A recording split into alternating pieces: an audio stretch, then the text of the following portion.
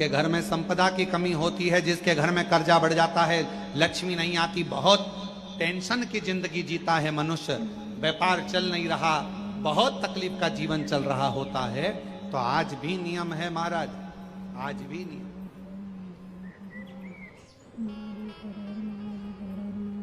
कि सोमवार शुक्रवार ये 2 बार ऐसे हैं, इन 2 बार को यदि कटोरी में थोड़ा सा शहद रखकर, मधु रखकर यदि लक्ष्मी जी का स्मरण किया जाए और माता लक्ष्मी जी का स्मरण कर कर एक लाल पुष्प उस कटोरी के सम्मुख में माता लक्ष्मी का नाम लेकर रखा जाए और बाद में वही शहद, वही मधु और वही पुष्प सोमवार का दिन और शुक्रवार के दिन लक्ष्मी का पूजन कर कर, स्मरण कर कर, दूसरे दिन शुक्रवार के दिन पूजन करें, शनिवार के दिन उस मधु का, उस पुष्प का विसर्जन करें, सोमवार के दिन पूजन करें लक्ष्मी जी का स्मरण कर कर, और मंगलवार के दिन अगर विसर्जन करें, 5 या 7 सोमवार या शुक्रवार को यदि आप मधु का भोग लक्ष्मी जी को लगाना प्रारंभ कर दें, शिव का नाम स्मरण कर कर, तो उसके घर में कभी संपदा की कमी नहीं होती, लक्ष्मी उस संपदा को बढ़ाती। और हम तो यहां तक कहेंगे, प्रयास करो, अगर आपके घर में छोटा सा शिवलिंग विराजमान है, आपके घर में अगर छोटा सा शंकर जी का शिवलिंग है, छोटा सा शंकर भगवान का शिवलिंग है, या आपके घर में कुबेरेश्वर धाम का कंकर है, और आपके घर में यदि शंकर भगवान का शिवलिंग है, या सीहोर का रुद्राक्ष हो, या शंकर भगवान का शिवलिंग हो, या कंकर शंकर हो, तो निवेदन है जहां पर भी शिवलिंग आपके घर में विराजमान है, अगर छोटी सी कटोरी में एक बेलपत्र को आप नीचे रखिए, छोटी सी कटोरी उस बेलपत्र के ऊपर रखकर उसमें थोड़ा सा मधु, शहद, शंकर भगवान की साक्षी में शिव जी के सामने अगर शुक्रवार की शुक्रवार रखना प्रारंभ कर दो, धीरे धीरे संपदा की वृद्धि अपने आप होना प्रारंभ होगा। शुक्रवार के दिन बेलपत्री के वृक्ष के नीचे बैठकर घृत का दिया लगाकर शरीर में जो रोग है उसका स्मरण कर कर, शंकर जी से विनय कर कर, हे भोलेनाथ, आपने शुक्र देवता को संजीवनी मंत्र दिया है, तो क्या आप मेरे को वो मंत्र प्रदान नहीं करोगे?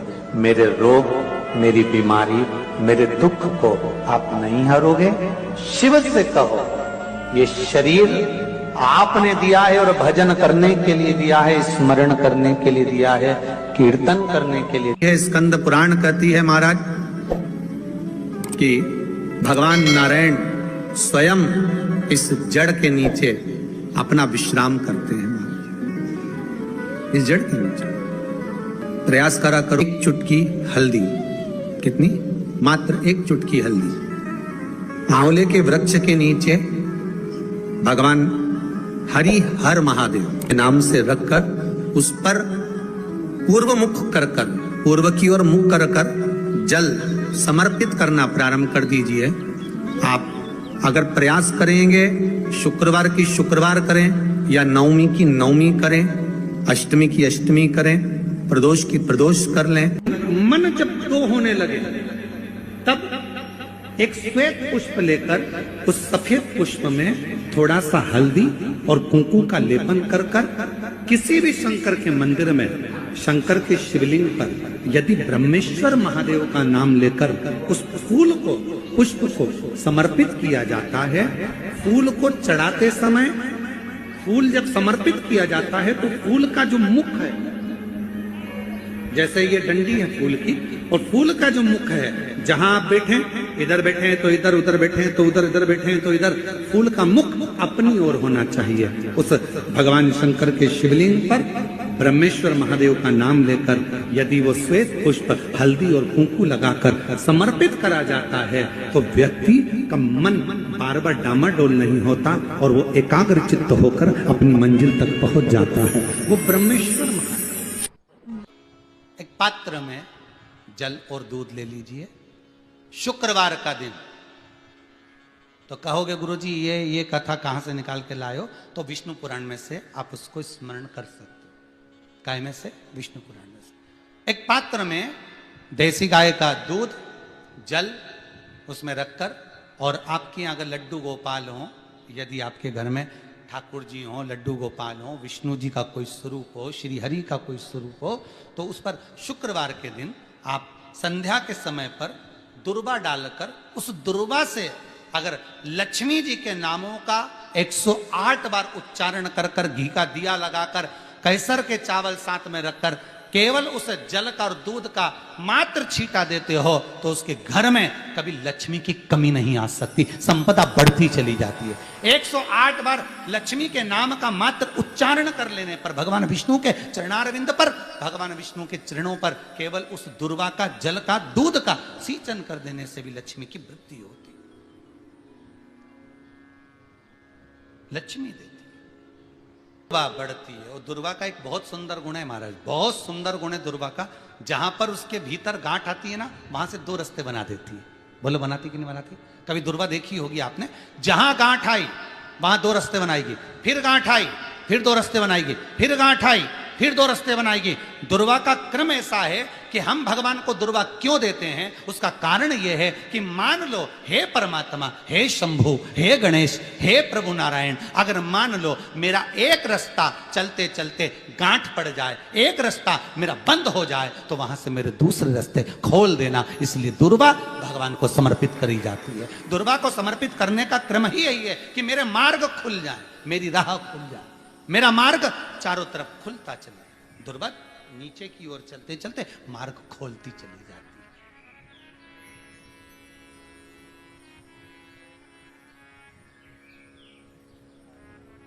अमृत है ये, इसलिए नष्ट नहीं होती। तोड़ के रख लेना, प्रैक्टिकल करके जरूर देखना, सीवर वाला महाराज कहीं झूठ तो नहीं बोल रही है।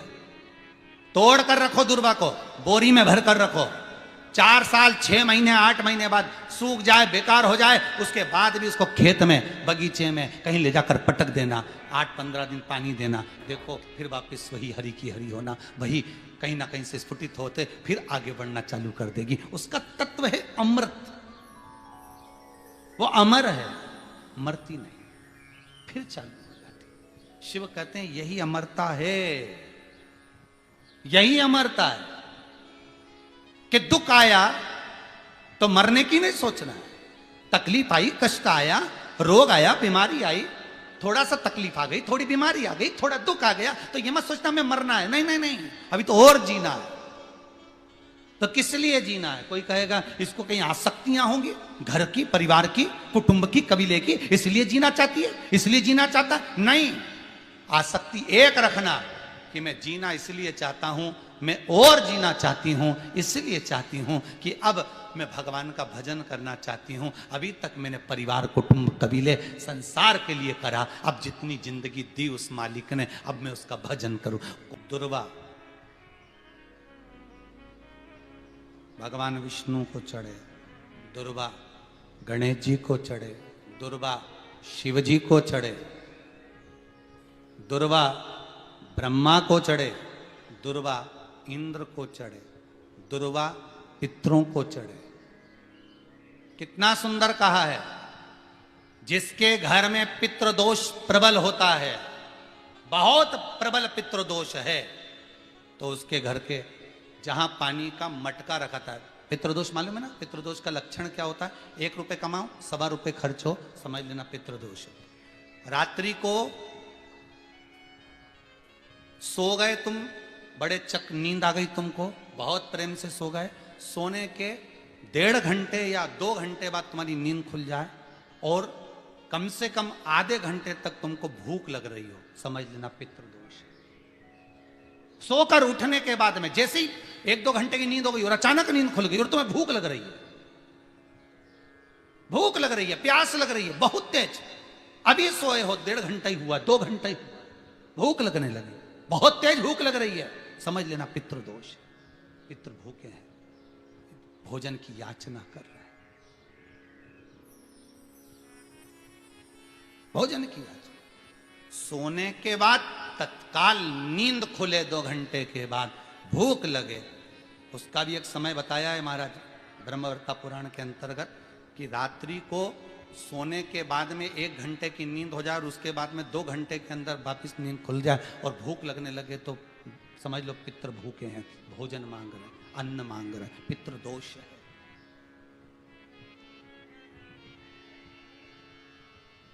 पितृदोष का कुछ कुछ वर्णन किया गया है। घर में एक पात्र के चक्कर में, एक बेडशीट के चक्कर में, एक सामान के चक्कर में विवाद हो रहा है तो समझ लो पितृदोष है। 1 रुपया कमाया 1.25 खर्च हो रहा है, पितृदोष है। घर में एक बीमार, दूसरा फिर बीमार हो गया, तीसरा फिर बीमार हो गया, एक ठीक हुआ, एक बीमार हुआ, पितृदोष है। पितृदोष का भाव तो उसके लिए करना क्या है? शिव महापुराण की कथा कहती है सुंदर, गणेश जी का चरित्र वर्णन करता है स्कंद पुराण कहती है, विष्णु पुराण कहती है कि दुर्वा 21 दुर्वा की गांठ बनाकर, 7 गांठ 21 दुर्वा की बनाकर जो अपने पितरों का मटका, मटका मतलब परिंडा, हंडा जो भी पानी का भरते हो, उसके नजदीक में मात्र एक कटोरी में चावल रखकर उसमें अगर दुर्वा रख देता है तो मात्र 5 या 7 दिन में पितृदोष समाप्त होना प्रारंभ हो जाता है। उसके घर में लक्ष्मी की वृद्धि होने लगती है, सुख शांति अपने आप आने लगती है, उसका क्लेश समाप्त हो जाता है। दुर्वा में वो गुण है जो पितृ भी उसका भाग अमृत तत्व प्राप्त करना चाहते, अमृत देना चाहते। और सरल भाषा में समझिए, जिसकी फैक्ट्री नहीं चल रही हो, फैक्ट्री में बार बार कुछ तकलीफ आ रही हो, गाड़ियां नहीं चल रही हो, 4 व्हीलर गाड़ियां ले रखी हैं, कभी ट्रक गड़बड़ हो रहा है, कभी ट्रक में ये हो रहा है, कभी गाड़ी में ये हो रहा है, कभी बस में ये हो रहा है, बस एक काम करना है, दुर्वा का थोड़ा सा भाग लेकर पानी के लोटे में उसको डालकर 5 अक्षत के दाने उसको पटक कर उस गाड़ी के अंदर उस कलश को रख दो, बस आधे घंटे के लिए, और उस पानी को चक्के के चारों तरफ डालते डालते जाइए दुर्वा के साथ में, तकलीफ नहीं देगा। फैक्ट्री का भी यही प्रमाण है। दुर्वा में वो अमृत तत्व छुपा है जिसका सुख आनंद दे जाता है, आनंद।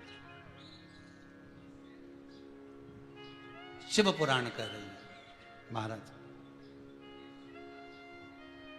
दुर्वा का एक नाम और है, उसका नाम है अमृत जन्मा। क्या नाम है? अमृत जन्मा। दुर्वा का एक नाम और है। मारवाड़ी लोग इसको ध्रुव भी बोलते हैं,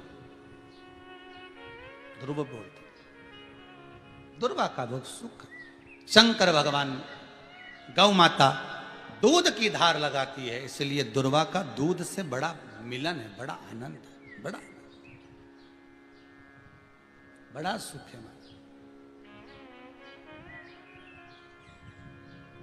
कोई भी ग्रह अनुकूल नहीं है, सब बेकार चल रहे हो, सब प्रतिकूल चल रहे हो, दूध के पात्र में दुर्वा डाल लो, पीपल के वृक्ष के नीचे चढ़ा कर आओ, राहु केतु शुक्र शनि जो भी गड़बड़ है सब सुधरना चालू हो जाता है। दुर्वा का वो सुख। जिस नदी में स्नान करो,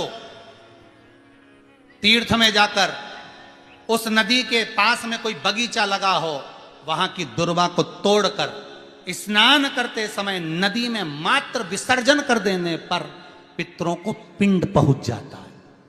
मात्र उस दुर्वा का विसर्जन कर देने पर पितरों को पिंड का भाग मिल जाता है। अभी ना तो तुम्हारे पास में आटा है, ना तुम्हारे पास में चावल है, ना तुम्हारे पास में पिंड है, ना कोई तुम्हें संकल्प छुड़ा रहा है, ना कोई तुम्हारे पास में वस्तु है, उसके बाद भी पितरों को भाग मिल रहा है। काय से? केवल एक दुर्वा के तत्व से। स्नान करने से पहले पवित्र नदी में, गंगा यमुना नर्मदा सरयू आदि किसी पवित्र नदी में आप स्नान कर रहे हो, वहां के बगीचे में घूमकर आप जाते तो हो, पैदल ही नहाने जाते हो, तो घाट के आसपास में कोई बगीचा, वहां की दुर्वा तोड़ ली, एक दुर्वा नहाने से पहले अपने पूर्वजों पितरों के नाम से नदी में छोड़ दी।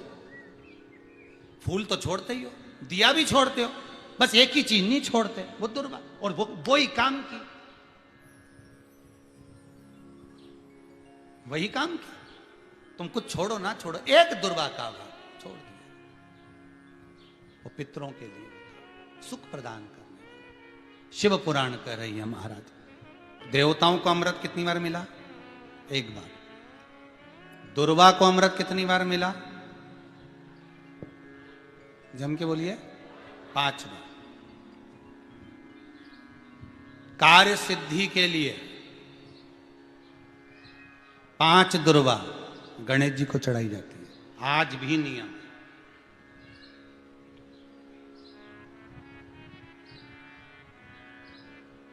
कभी आपको मौका मिला हो